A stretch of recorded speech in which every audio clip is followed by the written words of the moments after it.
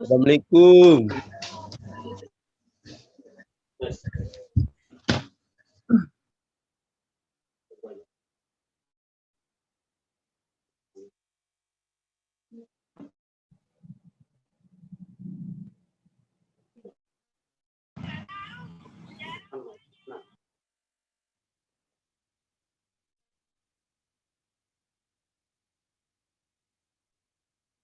Hidup itu penuh gelombang.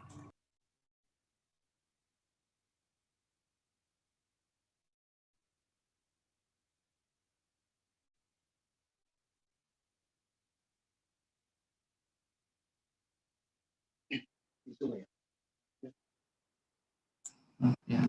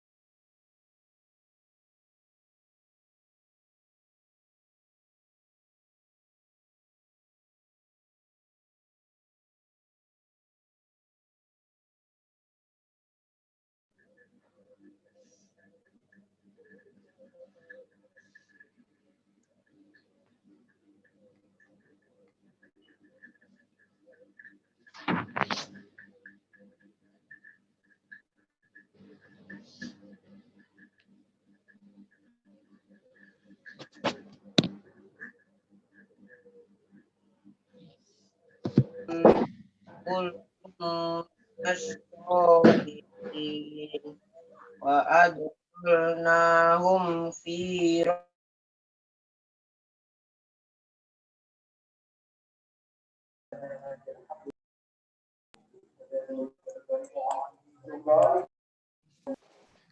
Lu kenapa kurusan, Gal? Kok kurusan lo, Gal? Hah? Stres sampai gimana? Kurus? Enggak, Pak. Keren, Pak, Pak.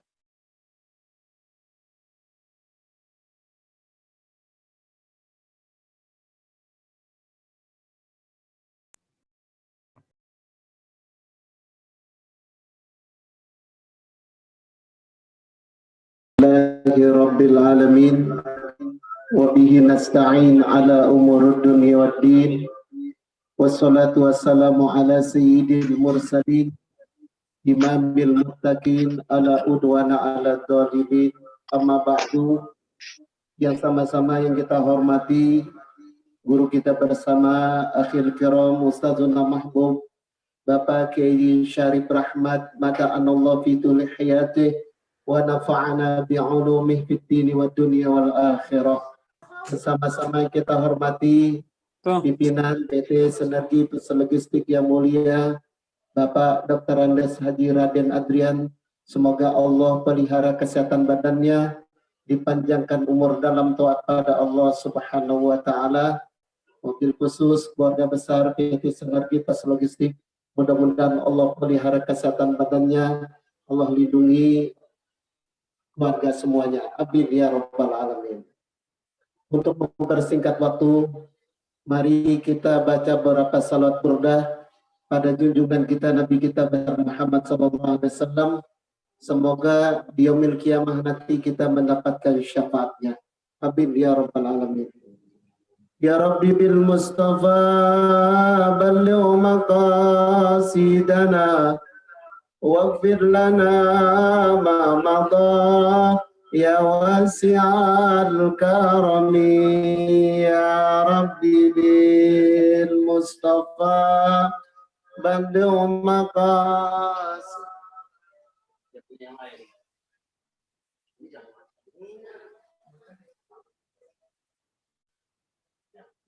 Ya akramal khalqi ma liman naludu bihi siwaka inda gunulil adizil amami.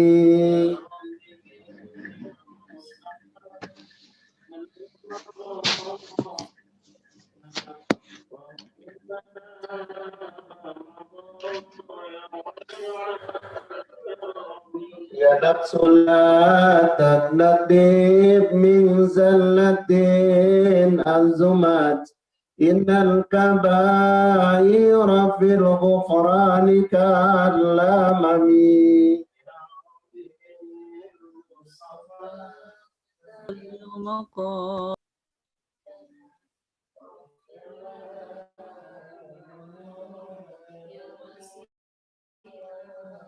وَلَا يَضِيكَ رَسُولَ اللَّهِ جَاءُكَ بِهِ إِذِ الْكَرِيمُ تَجَلَّى بِاسْمِ مُنْتَكِبِ.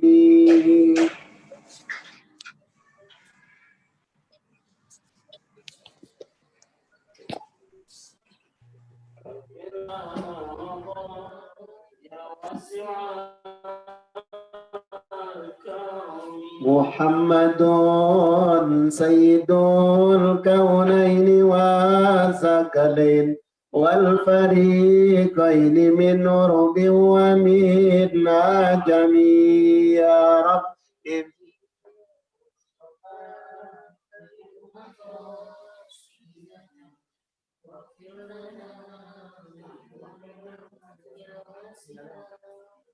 مولاي صل وسلم دائما ابدا على حبيبك خير الخلق كلهم. Mama.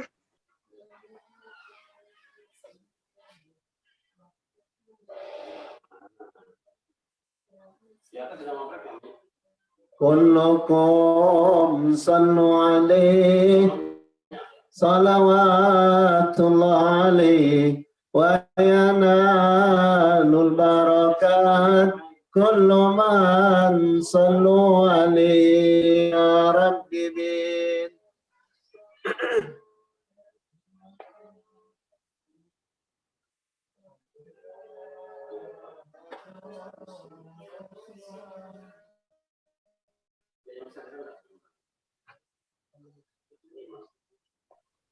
Ya Rabbi bil Mustafa balligh maqasidana waghfir lana ma madha ya wasi'al karami ya Rabbi bil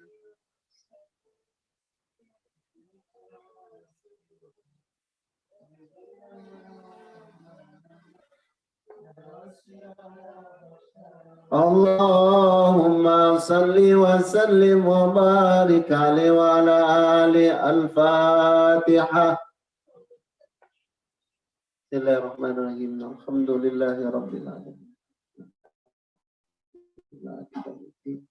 Iyyaka na'budu wa iyyaka nasta'in.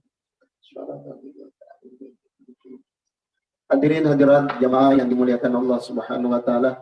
Mari kita dengarkan guru kita bersama Bapak Kiai Syarif Rahmat yang akan memberikan kajian tafsir Al-Qur'an.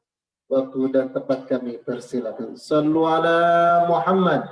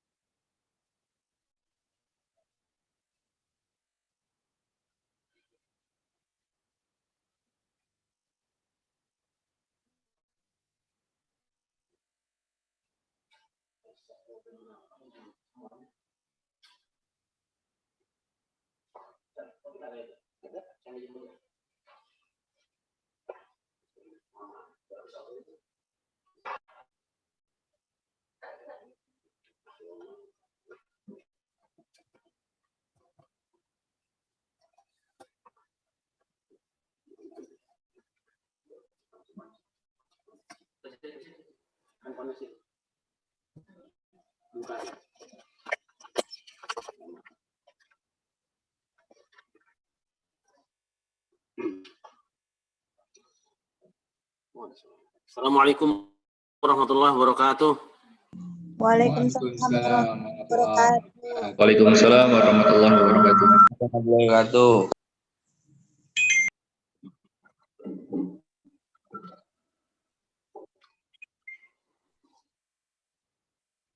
Ashabihi wa man tabi'ahu ala amma ba'du. Hamba malam dimuliakan keluarga besar Fus Logistik, terutama Bapak pimpinan, Bapak Raden Dr. Andes Adrian, serta keluarga. Alhamdulillah pada malam hari ini seperti biasa kita bisa bertemu dalam kajian bulanan. Mudah-mudahan pertemuan kita lewat udara saat ini juga dicatat sebagai ibadah di hadapan Allah Subhanahu wa taala. Salawat dan salam kita sanjungkan keribaan baginda Nabi besar Muhammad sallallahu alaihi wasallam serta segenap keluarga dan sahabatnya juga tercurah pada kita semua selaku umatnya yang selalu berusaha dan berupaya untuk berjalan sejalan dengan sunnah-sunnahnya. Allahumma shalli wa sallim wa barik alaihi. Mohon maaf malam hari ini karena kebetulan Zoom di rumah ini yang kelolanya belum bisa nyambung. Tadi sudah nyambung tapi ada gangguan dan belum bisa memperbaiki. Saya menggunakan nomor kepunyaan Ustaz Taufik. Pada malam ini kita akan membahas ayat 60 dari surah Al-Baqarah. Yaitu firman Allah, A'udzubillahi minasyaitonirrajim, bismillahirrahmanirrahim. Wa idh istasqa Musa liqaumihi faqulna idrib bi'asakal hajar fanfajarat minhu isnata 'asyrata 'aina qad 'alima kullu unasin mashrabahum kulu washrabu min rizqillahi wa la ta'thaw fil ardi mufsidin. Shadaqallahul azim. Kalau tidak bisa dimatikan sajalah, mengganggu aja. Bisa dihidupkan, nggak bisa nanti. Kok miring gambarnya gimana Ustaz? Oh, malah.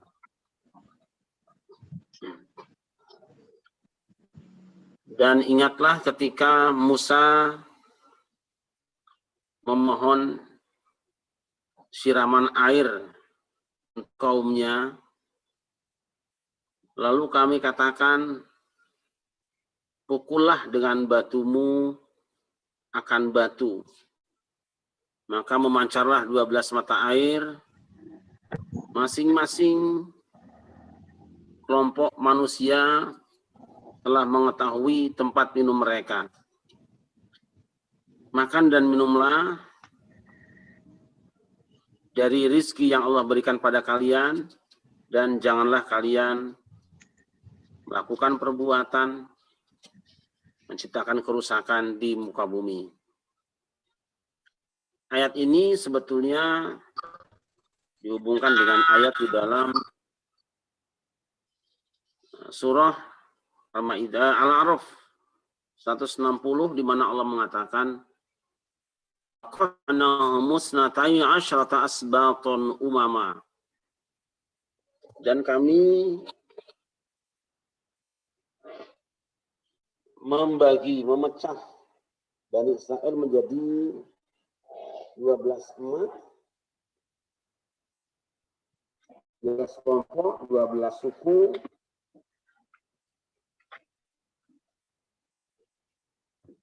Kemudian wa auhayna ila Musa idistasqahu qaumuhu, dan kami wahyukan kepada Musa ketika kaumnya meminta istisqa kepada dia, pukullah olehmu dengan tongkatmu itu akan batu. Al-ayat. Pelajaran yang bisa kita ambil yang pertama bahwa saat itu umat Nabi Musa bersama Nabi Musa sedang punya problem. Di tengah perjalanan mereka kehausan, kehabisan air, lalu kaumnya meminta kepada Nabi Musa agar supaya beristisqa kepada Allah. Jadi yang punya masalah sebetulnya adalah kaumnya, karena Nabi Musa itu kuat. Kalau Nabi Musa itu dalam kondisi yang kehausan, bantuan itu adalah kaumnya. Nah, permintaan satu kaum kepada seorang tokoh yang dianggap lebih dekat dengan Allah, yang dianggap lebih mustajab doanya, dalam istilah agama disebut dengan at-tawassul bis-shalihin, bidu'a'is salih. Bertawassul dengan menggunakan doanya orang soleh. Saya nggak yakin nanti kalau rusak lagi malah kecewa semua. Bertawassul menggunakan doa orang soleh. Nah, ini hukum sunat. Sudah menjadi kebiasaan bagi kaum muslimin, bahkan umat-umat terdahulu, ketika mereka punya masalah, punya persoalan, dan mereka minta kepada Allah, biasanya mereka mendatangi orang soleh, mendatangi seorang nabi, mendatangi seorang ulama, mendatangi seorang wali, agar supaya permintaannya disampaikan kepada Allah Subhanahu wa Ta'ala. Dan doa orang soleh yang disepakati oleh para ulama tentang kesunahannya. Oleh karena itu sampai hari ini kita seringkali sowan kepada seorang kiai, kepada seorang ulama, ketika kita sedang punya hajat kepada Allah Subhanahu wa Ta'ala, sedang punya keinginan, kita memohon kiai atau ulama tadi untuk mendoakan kita bagi kepentingan kita. Nah, ini namanya tawassul. Tawassul ini tidak merusak makna iyyaka na'budu wa iyyaka nasta'in, tidak merusak. Tidak merusak bahwa kita minta kepada Allah, berdoa, beribadah kepada Allah, minta kepada Allah. Karena si orang soleh juga mintanya kepada Allah. Kita bukan minta kepada orang soleh untuk diijabah doa, tapi kita minta kepada orang soleh supaya mendoakan apa yang menjadi hajat kita. Inilah yang dilakukan oleh umat Nabi Musa, istasqahu qaumu, ketika kaumnya meminta supaya Nabi Musa beristisqa, memohon curahan air hujan pada Allah Subhanahu wa taala. Hal ini juga pernah dilakukan oleh umat Kanjeng Nabi Musa. Itu ketika mereka mohon kepada Nabi Isa, hal yastati'u rabbuka an yunazzila 'alaina ma'idatan minas sama'. Bahai Nabi Isa, apakah Tuhanmu berkenan, berkuasa menurunkan hidangan dari langit untuk kami semua. Jadi yang butuh, yang meminta itu adalah umatnya, bukan Nabi Isa. Tetapi kenapa mereka datang kepada Nabi Isa? Karena meyakini bahwa Nabi Isa itu lebih dekat kepada Allah, lebih memungkinkan diijabah doanya, lebih mustajab doanya. Kenapa? Karena beliau orang yang dekat kepada Allah. Nah, bahkan Nabi Musa pun bukan cuma sekali ini diminta oleh umatnya untuk berdoa pada Allah, memintakan kepentingan mereka. Dari nanti dalam kasus yang lain kita akan baca, qalu ud'u lana rabbaka yubayyin lana ma hi. Mereka berkata, wahai Nabi Musa, berdoalah lana untuk kami. Ud'u lana, berdoalah lana untuk kami, kepada Rabbaka, kepada Tuhanmu. Berdoalah kepada Tuhanmu untuk kepentingan kami, yubayyin lana ma hi, supaya dia menjelaskan sapinya itu seperti apa. Jadi doa yang dilakukan oleh Kanjeng Nabi Musa untuk kepentingan umatnya. Nanti juga ada lagi, ud'u lana rabbaka yubayyin lana ma launuha.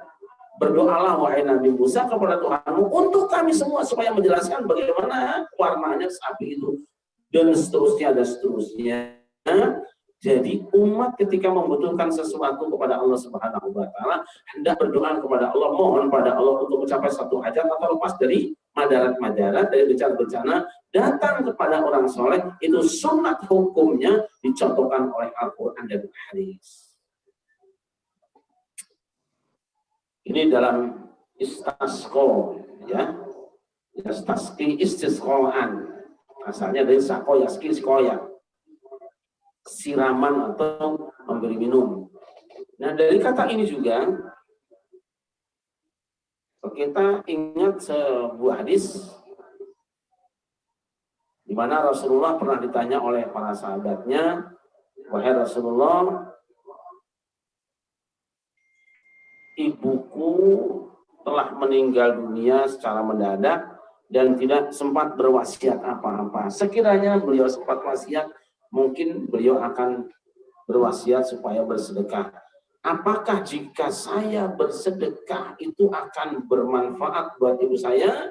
Rasul menjawab, na'am, betul. Lalu ada namanya Sa'ad, orang miskin, orang yang tidak punya, tapi dia seorang pemilik sumur. Bertanya pada Rasulullah, amal apa, sedekah apa yang paling baik yang bisa saya persembahkan pahalanya untuk orang tua saya? Kata Nabi, saqayul ma, memberikan siraman minuman air pada orang lain.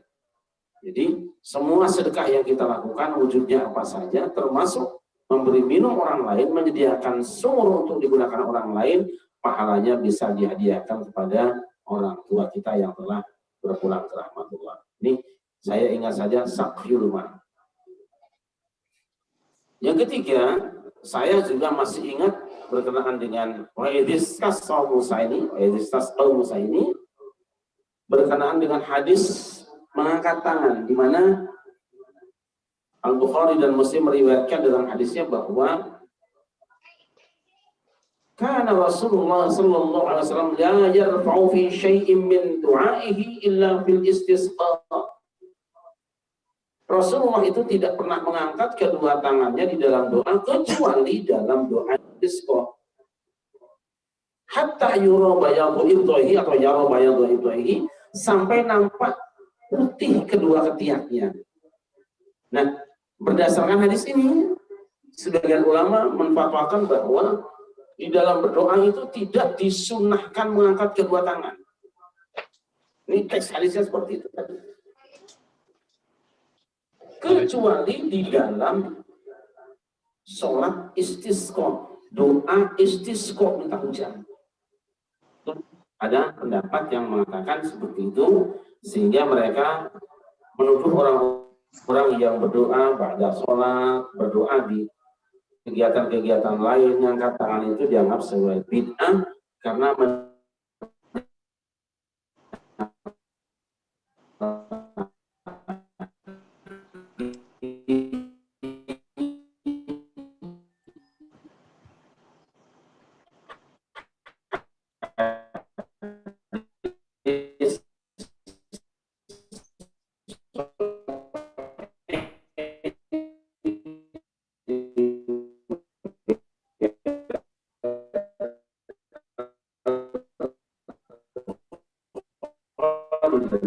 ini dianggap salah banyak jumroh, Musto, Aqabah itu diantaranya adalah Rasul itu mengangkat kedua tangannya pada Ula dan Musto itu berdoa. Dan banyak sekali Rasul berdoa mengangkat kedua tangannya di tempat itu mengangkat kedua tangannya. Nah, yang kedua yang dimaksud dengan tidak mengangkat kedua tangan di dalam hadis bersumber dari Anas bin Malik itu kecuali dalam istisqa tidak mengangkat kedua tangannya sampai tinggi-tinggi kecuali di dalam sholat istisqa, di dalam doa sholat istisqa. Mana buktinya? Hatta yura bayadu ibqaihi, sampai Rasulullah SAW itu terlihat putih ketiaknya. Jadi ketika doa yang lain itu hanya hadwa mankibaihi, sebatas pundaknya, tetapi ketika sholat doa istisqa itu doanya sampai nampak putih ketiaknya, sampai kelihatan keteknya, bahasa kitanya seperti itu. Oleh karena itu kemudian difatwakan oleh para ulama bahwa berdoa itu sunat mengangkat tangan di mana saja. Di mana saja disunatkan mengangkat tangan, kecuali yang tidak mungkin mengangkat tangan. Kecuali yang tidak mengangkat tangan seperti waktu sujud. Itu tidak mungkin berdoa mengangkat tangan karena ada istiwa sendiri. Yang kedua, bahwa berdoa itu sunat mengangkat tangan kecuali yang lebih tinggi. Kalau yang tinggi itu hanya di dalam doa istisqa, beda. Kalau yang biasa doanya hanya sebatas pundak. Kalau di istisqa itu berdoanya sampai kelihatan ketiaknya sehingga sampai tinggi-tinggi. Mungkin kita ngangkatnya ya seperti ini nih, tinggi ya, karena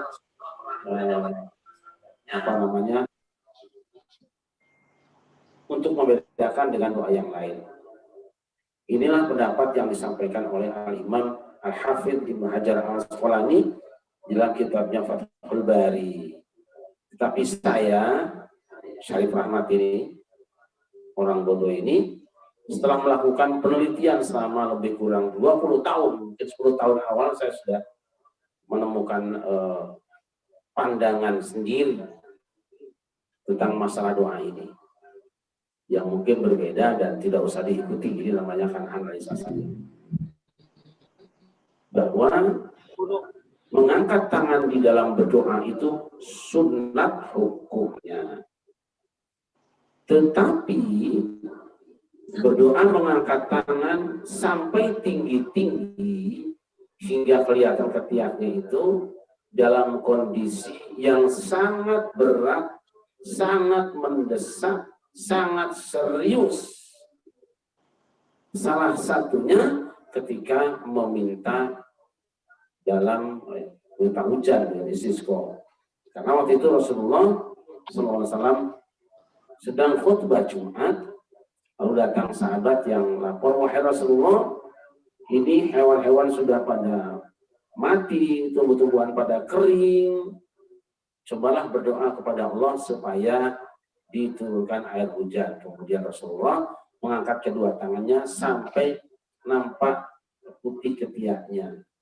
Seminggu hujan tidak berhenti, sehingga sahabat kemudian datang lagi menghadap Rasul, juga pas Rasul sedang khutbah juga hari Jumat lagi, dia melaporkan, wahai Rasulullah, kalau kemarin hewan-hewan itu kehausan, tumbuh-tumbuh mati kekeringan, tumbuh-tumbuhan mati kekeringan, hari ini sebaliknya hewan itu pada mati kerendam karena hujan tidak kunjung berhenti sehari.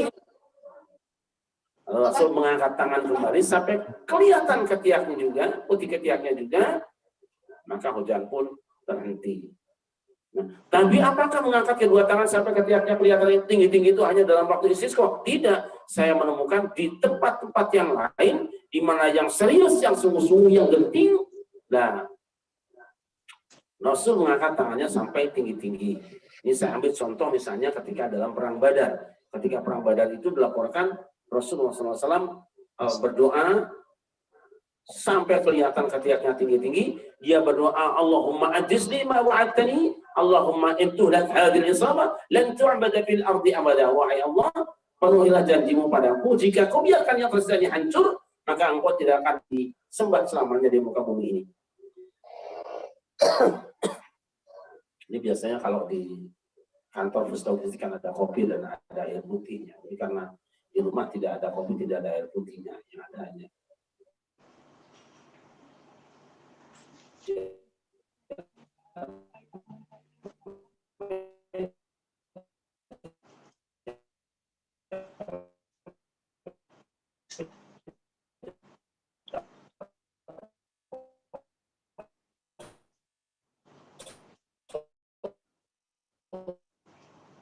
Oh ini suka mati, Pak. Ada suaranya. Apa namanya, mengangkat tangan tinggi-tinggi dalam berdoa.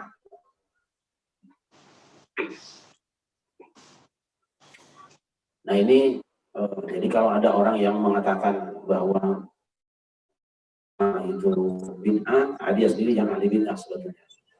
Kalau ada yang mengatakan bahwa berdoa mengangkat tangan itu sesat, dia sendiri yang tersesat sebetulnya. Dia tidak memahami, dia tidak membaca banyak hadis dalam kaidah al-musbit muqaddam ala nafi. Yang menetapkan sebuah laporan adanya satu pekerjaan itu lebih didahulukan daripada orang yang menegasikan. Jadi kalau ada orang bilang misalnya begini, kita biasa kalau ngaji hadis gitu ya, ada orang bilang tadi di jalan ada tabrakan. Lalu ada orang lain bilang, tidak ada tabrakan. Nah, menurut ketentuan kaidahnya, orang yang mengatakan ada tabrakan itu lebih bisa dipercaya ucapannya. Kesimpulannya, ada tabrakan. Lalu bagaimana ucapan yang mengatakan tidak ada tabrakan? Mungkin dia tidak mengetahui ada tabrakan di sini. Orang yang mengetahui, orang yang menemukan itu lebih diterima laporannya daripada orang yang tidak menemukan. Tentu tidak mutlak di dalam perkara-perkara yang ada sengketa.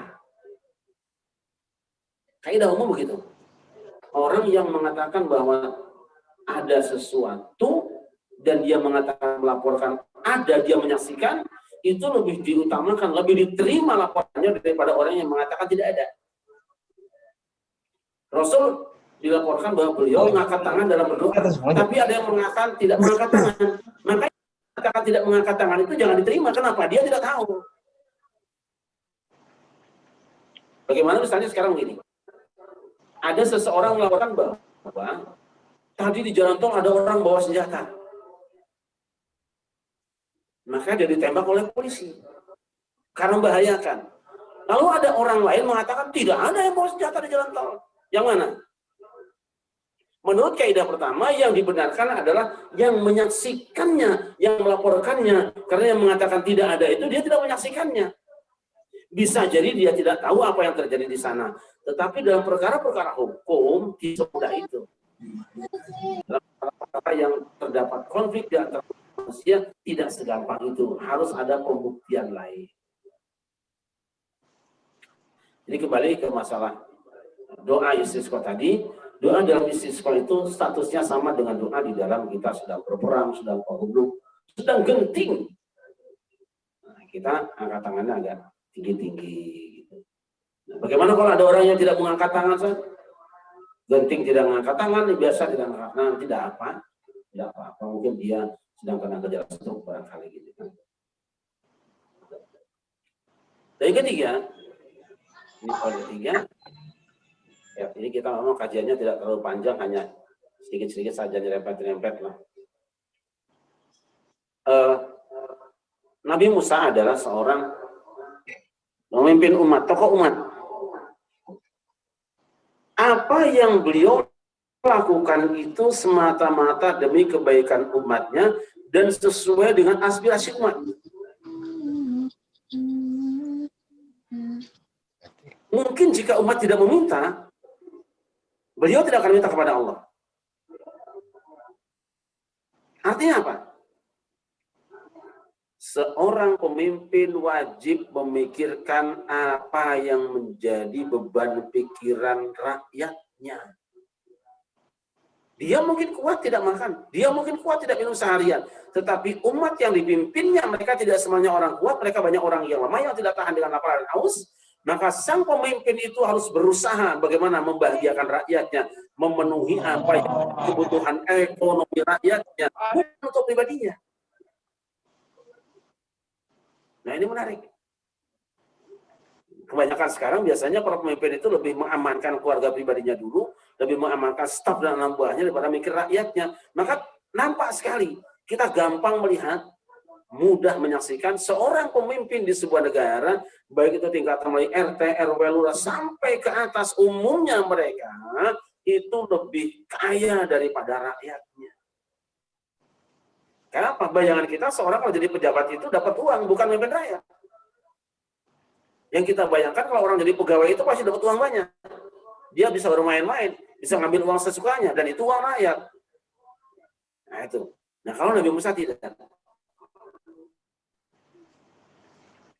Dia melakukan satu tindakan, dia mengajukan proyek proposal kepada Allah. Karena apa? Ada aspirasi rakyat yang menginginkan itu. Bukan untuk dirinya. Makanya, istasqahu qaumuhu. Wa istasqa Musa liqaumihi. Musa beristisqa liqaumihi untuk bangsanya, bukan untuk dirinya. Nah, inilah yang seharusnya menjadi tradisi kita di dalam memimpin sebuah negara, memimpin sebuah provinsi, wilayah, dan lain sebagainya, termasuk memimpin di dalam rumah tangga. Maka kesejahteraan anak-anak biasanya lebih kita dahulukan daripada kita sebagai orang tuanya. Hamba yang menyatakan, ingat kalimatnya ya, liqaumihi, untuk kaumnya, bukan untuk dirinya. Faqulna, maka kami katakan.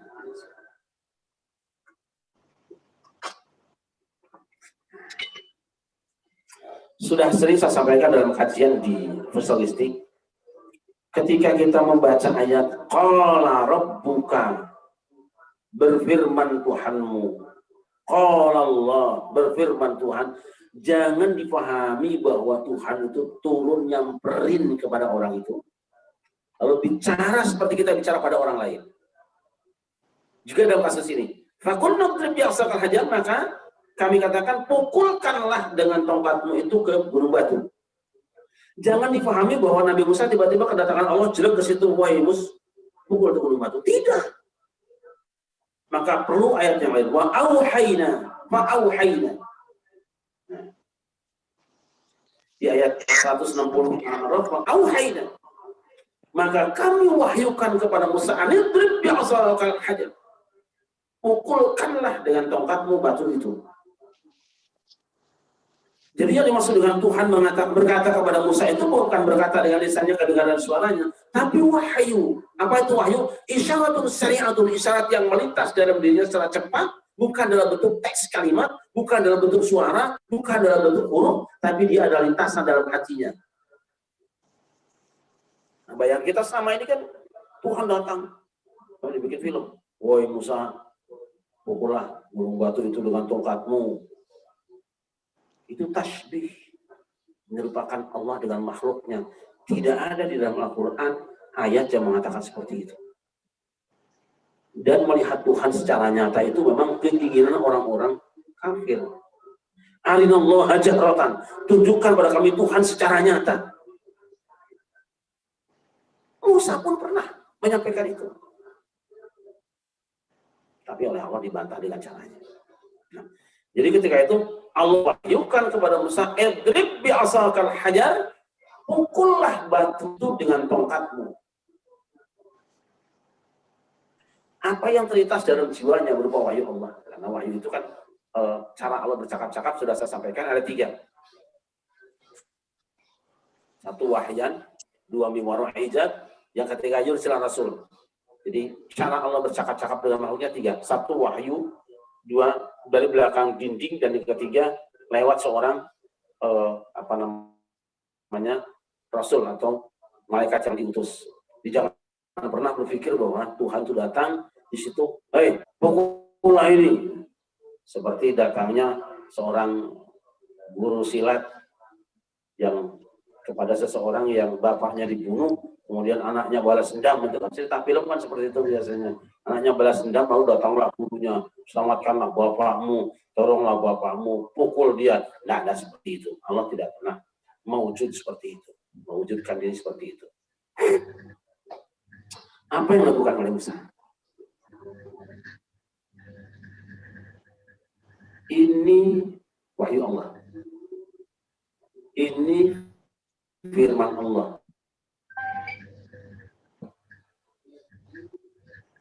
Apa hubungannya antara tongkat dengan doa? Memukulkan tongkat ke batu, minta hujan. Sedikit pun tidak.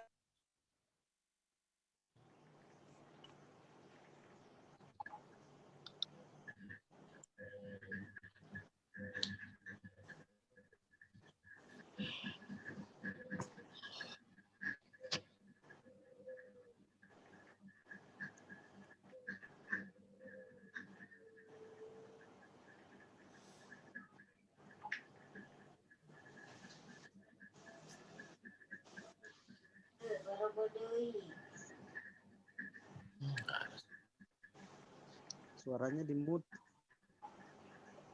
Mati.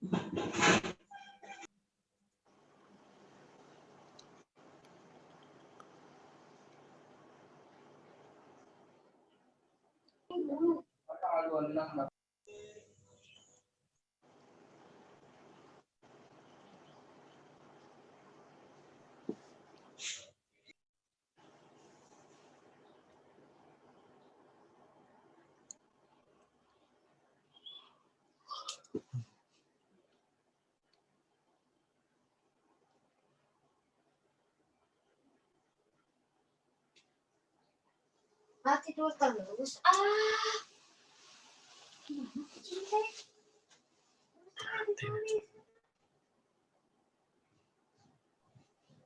Nanti kamu nggak bisa tidur malam.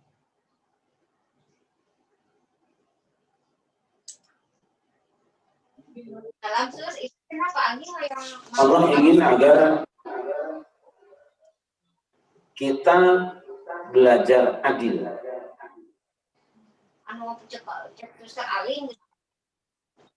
Setiap komponen bangsa yang mengaku diri sebagai bagian dari satu bangsa itu,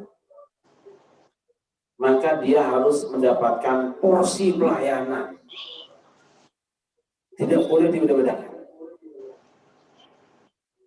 Dalam istilah lain, pemerataan ekonomi, pemerataan pembangunan, dan pemerataan yang lain-lainnya itu harus dilakukan oleh seorang pemimpin ketika dia memimpin sebuah bangsa yang memiliki banyak suku, banyak agama, banyak kelompok, banyak pulau, banyak daerah, dan lain sebagainya. Contohkan oleh Al-Quran, 12 suku Israel masing-masing sudah diberi jatah dengan satu sumber air. Masing-masing sudah ada mereknya. Ini jatahnya orang Jakarta, ini jatahnya orang Sunda, jatahnya orang Jawa Timur, sudah ada semua jatahnya di situ. Karena sudah ada mereknya, labelnya ada, maka tidak akan ada istilah sembako ketukar. Tidak ada yang tertukar, karena sudah ada labelnya. Yang bikin tertukar itu karena labelnya cuma satu, untuk daerahnya tidak ada semua. Maka penting ke depan, ketika kita akan membagikan bagian-bagian pembagian sembako, bantuan yang lainnya, itu langsung dibuat merek saja ke daerah masing-masing, sehingga ketika diberangkatkan tidak ada yang belok kiri, yang seharusnya ke Jawa Timur atau beloknya misalnya ke Kebayoran Lama atau ke Condet atau ke Pondok Cabe. Jadi dirusak karena alamatnya tidak jelas. Qad alima kullu unasin masyrabahum, setiap kelompok sudah tahu mana tempat mereka minum. Hamba yang dimuliakan, dikasih berapa menit? Masih berapa menit bisa? Takutnya nanti kelewat karena saya harus mengikuti di kantor First Logistik. Kalau nanti diingatkan saja suka kebablasan ngomong. Kulu washrabu min rizqillahi wa la ta'thaw fil ardi mufsidin. Makan dan minumlah dari rezeki Allah dan jangan kamu melakukan kerusakan di muka bumi ini dengan menggunakan rezeki yang Allah berikan tadi untuk sesuatu yang menimbulkan kerusakan. Jangan kamu menjadi orang yang melakukan kerusakan dengan nikmat yang Allah berikan pada kamu semuanya. Nah, hamba yang muliakan, ini satu ayat saja ini sebetulnya banyak sekali bahasan di sini, mulai dari pembahasan Rasul, kemudian pembahasan tentang istisqa, pembahasan tentang doa, pembahasan tentang mukjizat, pembahasan tentang pemerataan, pembahasan tentang keadilan. Nah, ini kemudian secara isyarat sebetulnya Allah Subhanahu wa Ta'ala sedang menasehati kita semua. Apa nasihatnya? Sesungguhnya umat ini Allah takdirkan menjadi umat terakhir yang dia mewakili seluruh umat-umat terdahulu. Kalau dulu satu nabi untuk satu umat, satu rasul untuk satu umat, tetapi hari ini rasul yang satu untuk semua umat. Sedangkan semua umat itu masyrabnya berbeda-beda, maka masing-masing oleh Allah diberi jatah masyrabnya sendiri-sendiri. Apa yang dimaksud dengan masyrab? Fa'ushribat ma'na dhamiri sya'ni wa u'ribat fil hani bil arham. Maka diserapkanlah makna dhamir sya'ni. Dari sini nanti akan muncul masyrab sendiri yang berbeda. Ini belajar akidahnya, masyrabnya dari imam ini. Yang ini belajar akidahnya dari imam yang ini. Yang ini belajar akidahnya dari imam yang ini. Imam itu Abul Hasan Asy'ari, Abu Mansur Maturidi, itu hanya masyrab saja, bukan sumber airnya, tapi sumber pengambilan airnya. Tolong dibedakan. Sehingga mereka tidak boleh saling membid'ahkan, menyesatkan. Tak boleh. Mengkafirkan tidak boleh. Wong itu cuma masyrab. Nah, syariat itu kita ambil air minum. Sama juga dalam bidang fikih. Ada masyrabnya Imam Malik, masyrabnya Imam Abu Hanifah, masyrabnya Imam Syafi'i, masyrabnya Imam Ahmad bin Hanbal, Imam Ats-Tsauri, masyrabnya Ibnu Taimiyah, masyrabnya lain-lain. Selama itu masih benar-benar bagian dari batu yang dipukul oleh Nabi Musa, maka masyrab itu silahkan diminum. Tidak boleh yang satu dengan yang lain itu saling menyalahkan, saling menyerang. Pokoknya minum saja. Ketika orang berebut air minum saat itu, tidak sempat orang melihat pada yang lain. Sebab yang dia pikirkan apa? Yang dia pikirkan adalah kehausannya biar cepat selesai. Maka dia konsentrasi lurus ke depan dengan barisannya sendiri-sendiri, tidak sempat melihat kepada barisan yang lain. Dia ngebut ke depan lurus. Dia minum air yang jatahnya, dia tidak menyalahkan, air kamu jelek, bagusannya ini tidak. Dia tidak ambil itu. Pokoknya apa yang jadi jatahnya, minum saja. Yang bukan jatahnya, tidak usah diomong dan tidak perlu diminum. Pun di dalam yang lainnya, ormas Islam itu banyak. Semua asyraf. Hanya sumber pengambilan air minum, bukan sumber air hujan. Dan kita tidak tahu sebetulnya air yang di batu itu dari mana asalnya. Tetapi logika yang umum mengatakan bahwa meskipun dia memancar dari gunung batu atau dari satu batu, asalnya air itu yakini saja itu datang dari langit. Kalaupun tidak langit secara hakiki, langit secara majazi, Allah Subhanahu wa Ta'ala yang menurunkannya.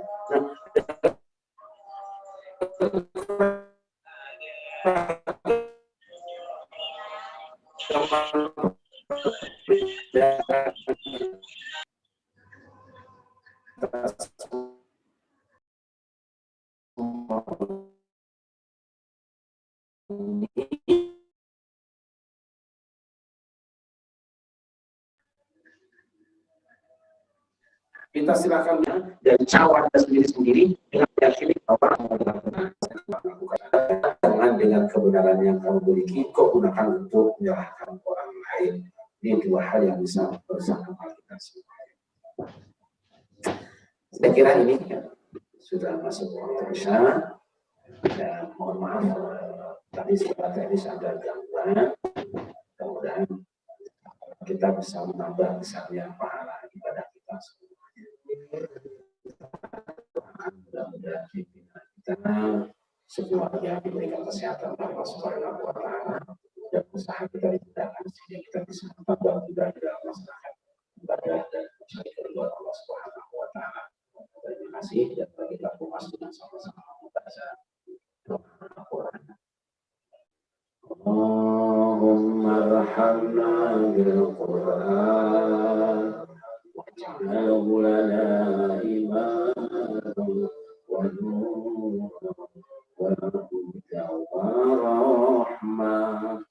Allahumma dhakkirna minhu ma nasina wa 'allimna minhu ma jahilna warzuqna tilawatahu al-layli wa atrafan nahar waj'alhu lana hujjatan ya rabbal alamin.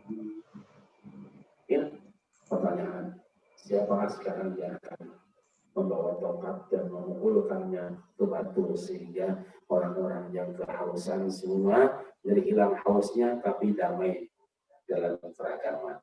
Mudah-mudahan kita semua. Assalamualaikum warahmatullahi wabarakatuh. Waalaikumsalam warahmatullahi wabarakatuh. Waalaikumsalam warahmatullahi wabarakatuh. Waalaikumsalam warahmatullahi wabarakatuh. Waalaikumsalam warahmatullahi wabarakatuh. Waalaikumsalam warahmatullahi wabarakatuh.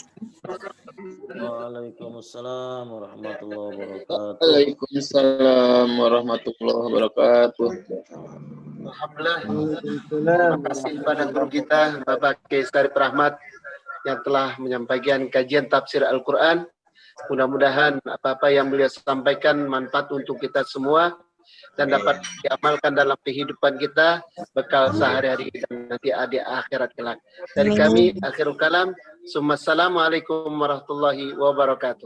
Waalaikumsalam Warahmatullahi wabarakatuh.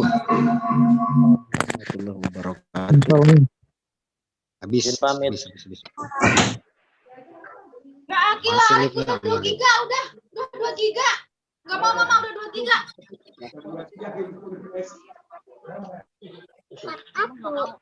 Pari, kelihatan foto papa kok nggak ada di sini?